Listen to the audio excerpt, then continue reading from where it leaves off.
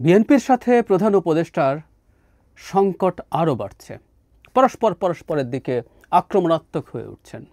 সর্বশেষ প্রধান উপদেষ্টা বিএনপির প্রতি বেশ তীব্র আক্রমণ করেছেন এভাবে বলা যায়, এবং যেটা অবিশ্বাস্য, সত্যিকার অর্থেই অবিশ্বাস্য, তার ক্ষেত্রে আমরা এটা এক্সপেক্ট করিনি, আমি অন্তত করিনি। সেটা হচ্ছে তিনি বিএনপিকে আক্রমণ করার জন্য মিথ্যাচার করছেন।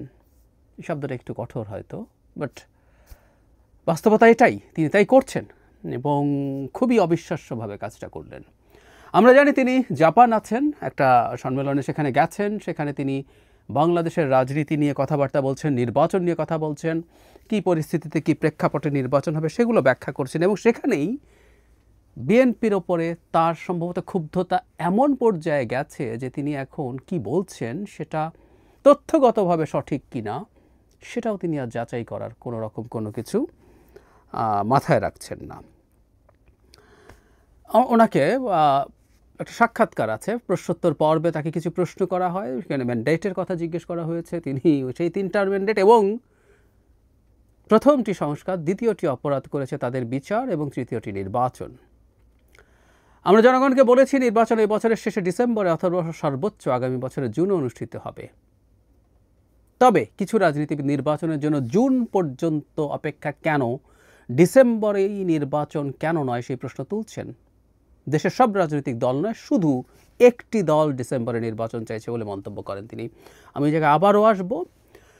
তিনি এই জায়গার ব্যাখ্যাটা এভাবে করছেন, আমরা যদি দেশকে আগের অবস্থায়, প্রতিষ্ঠানগুলোকে আগের অবস্থায় রেখে যেতে চাই তাহলে ডিসেম্বরে নির্বাচনের কথা বলতে পারি।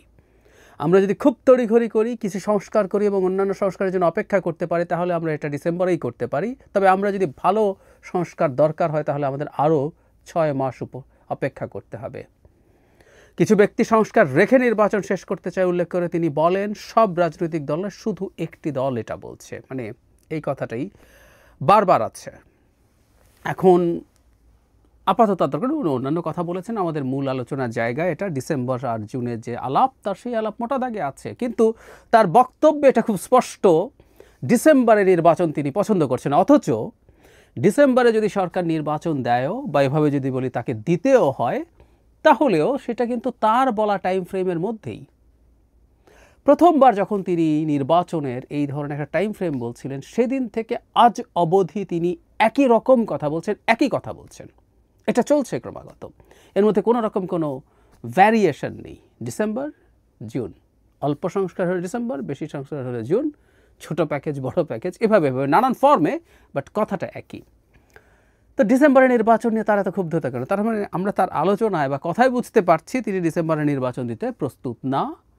এবং একটি দল, আমরা একটু রাগঢাক সরিয়ে রেখে কথা বলি, কেউ তর্ক করতে পারেন এটা একটা কুতর্ক যে একটি দল আসলে বিএনপি, তিনি বিএনপিকে স্পষ্টভাবে বলছেন এবং বিএনপিকে আইসোলেট করছেন সবার তুলনায় আলাদা করে।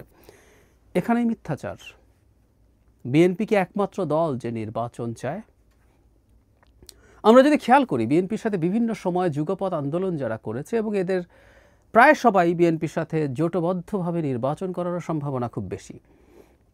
গণতন্ত্র মঞ্চের দলগুলো আছে, তার আগের যে 12 দলীয় জোট ছিল তারা আছে, এর বাইরেও, এবং এরা সবাই ডিসেম্বরে নির্বাচনের কথা বলছে। এর বাইরেও আমরা বাম যে গণতান্ত্রিক মোর্চা আছে তাদের একজন খুবই গুরুত্বপূর্ণ দল সিপিবি এবং তার যিনি সাধারণ সম্পাদক জনাব রুহিন হোসেন প্রিন্সের সাথে প্রায় নিয়মিতই টকশো করা হয়। ওনার পাশে বসে আমি শুনি তারাও নির্বাচন ডিসেম্বরেই চান। মানে এখন নির্বাচন ডিসেম্বরে চায়, আর কে ভারতের দালাল হয়েছে সে আলাপে যাচ্ছি না, আমরা ডক্টর ইউনূসের মিথ্যাচারের কথাটা বলতে চাইছি। তিনি অসত্য বলছেন। খেয়াল করি তাহলে বাংলাদেশে নির্বাচন ডিসেম্বরেই চেয়েছে মেজরিটি দল, অনেকগুলো দল। কিছুদিন আগে একটা পত্রিকায় নিউজ এসছে, নিবন্ধিত অনিবন্ধিত মিলে 52টা দল একত্রে নির্বাচন ডিসেম্বরের মধ্যে চায়। তারা বিএনপির সাথে বৈঠক করে এই ধরনের সিদ্ধান্ত নিয়েছে। বাংলাদেশে গুরুত্বপূর্ণ একটা শক্তি জামায়াত নির্বাচন ডিসেম্বরেই হতে হবে বলেনি, কিন্তু জামায়াত ডিসেম্বরে নির্বাচন হওয়া যাবে না তাও বলেনি। সর্বশেষ জামায়াতের আমির যেটা বলেছেন সেটা হলো ফেব্রুয়ারির মাঝামাঝি, আর একটা